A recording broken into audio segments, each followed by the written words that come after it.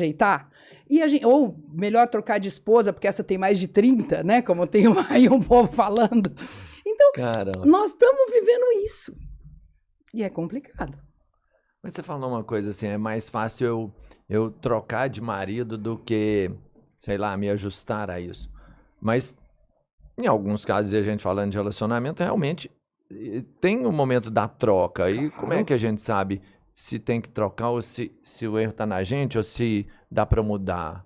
Eu sempre digo isso, eu acho muito fácil a gente ter essa resposta. Olha só, uma relação é feita de quantas pessoas?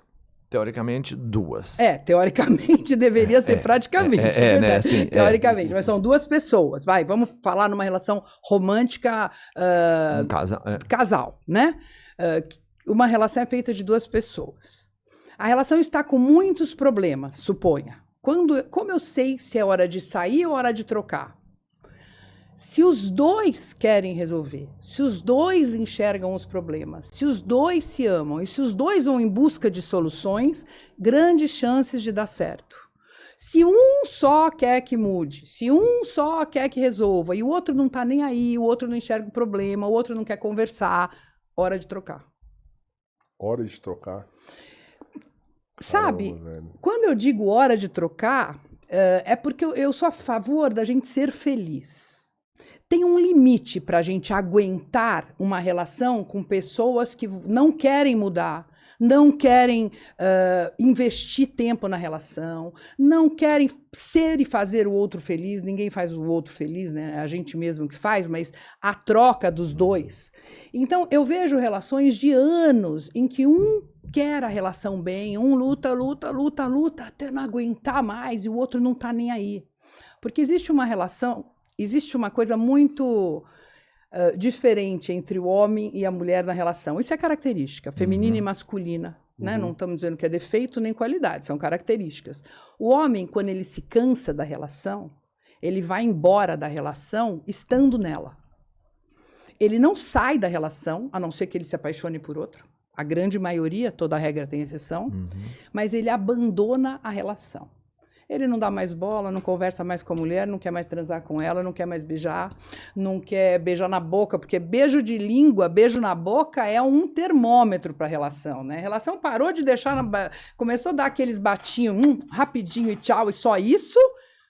Opa, o que nós estamos vendo? Porque isso acende o romance, né? Porque dá até para transar sem beijo, mas assim, aquela coisa de beijar na boca e tudo é a parte do amor, etc. Então o homem, ele começa a abandonar a relação, começa a preferir sair com os amigos, prefere não ficar em casa, vai trabalhar, volta cada vez mais tarde. Ele já saiu da relação de alma, de coração, mas não fisicamente, porque aquilo é família, ainda tem todo um conceito que o prende. A mulher, por sua vez, tanto é que a grande maioria dos divórcios são pedidos por mulheres. 75%. Né? 75%. Porque a mulher, por sua vez, ela tenta, ela não abandona a relação. A maioria, tá, gente? Toda regra tem exceção e não existe o certo ou errado. É só forma diferente de funcionar. E a hora que ela vê que não aguenta mais, ela fala, não vou mais ficar nessa relação e quer sair. E daí ela pede o divórcio. Para se separar mesmo, para ficar sozinha, para trocar, para qualquer coisa. O homem no final, então, vamos pensar, ele já não tem mais atração, para ele já terminou mesmo, ele consegue continuar vivendo dentro da casa com a mulher, vamos pensar, até morrer. Sim, ele quer a família, ele não transa mais com ela. Você vê tantos casais falando assim, puxa, meu marido não me procura há meses, há anos. Eu falo, o quê? Só aquele dia que ele estava de fogo, chegou. Aí você fala, puxa, então tem um problema. Não, mas eu acho que é ele. Mas você conversou com ele? Daí vem o problema. Mas você conversou com ele? Eu tentei, mas ele não quer conversar. E relação sem diálogo, ou já acabou, ou vai acabar. As pessoas têm que se entender. Qual é a única forma da gente se entender? Conversando. Se a gente não conversa, como é que você vai ficar com uma pessoa que você não conversa? Mas e se a pessoa não... Vamos lá. Porque tem aquele perfil, pô, eu sou nervosa demais, ou o homem é nervoso demais, e a gente vai tentar o diálogo, mas não dá para conversar com ele porque ele começa a gritar, e às vezes da natureza da pessoa ser agressiva, sei lá. Você Sim. percebe que tem gente que realmente não sabe se Conversar. comunicar. Mas isso aprende, né? Por isso que eu digo que tem que depender dos dois. Porque se uma pessoa é assim e ama uma... Por exemplo, você falou do homem. Então, ele é assim e ama a mulher. Se a mulher chega na hora... Porque assim, a gente tem que saber dialogar, né? Não adianta a gente chegar na hora que o cara tá todo nervoso ou que a mulher tá nervosa e começar a jogar na cara as coisas. Isso não é diálogo, isso é briga. É uma discussão, você está provocando, né? Diálogo é uma conversa onde você fala, mas também escuta.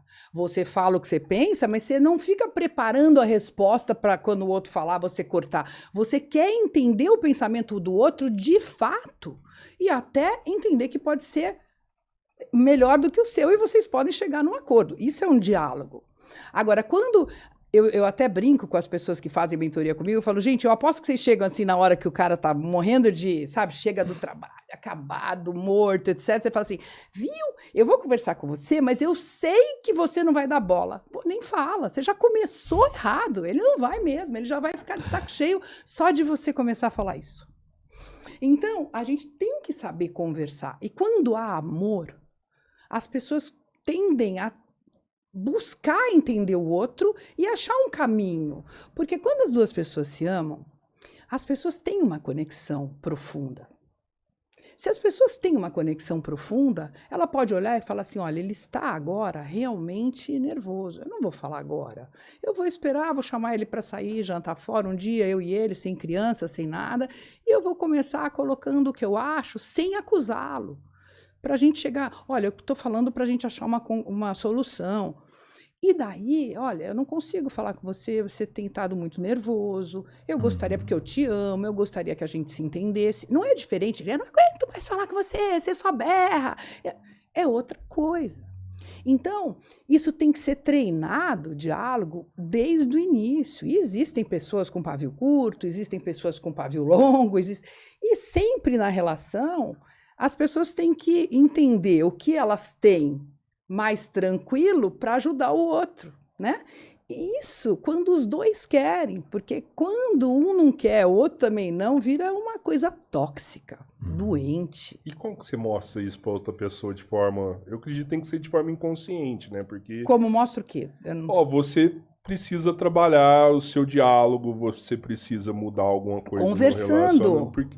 Às vezes é bem complicada a conversa entre esse casal, viu? É muito complicado. Ele não vai aceitar nenhuma sugestão, ela não vai aceitar nenhuma sugestão quando os dois estão em conflito, assim. Quando estão num conflito. Muita gente que se gosta muito, sabe? Eles se amam, mas não conseguem se entender nessa parte. Eu vou te falar uma coisa. Existem profissionais que trabalham isso, né?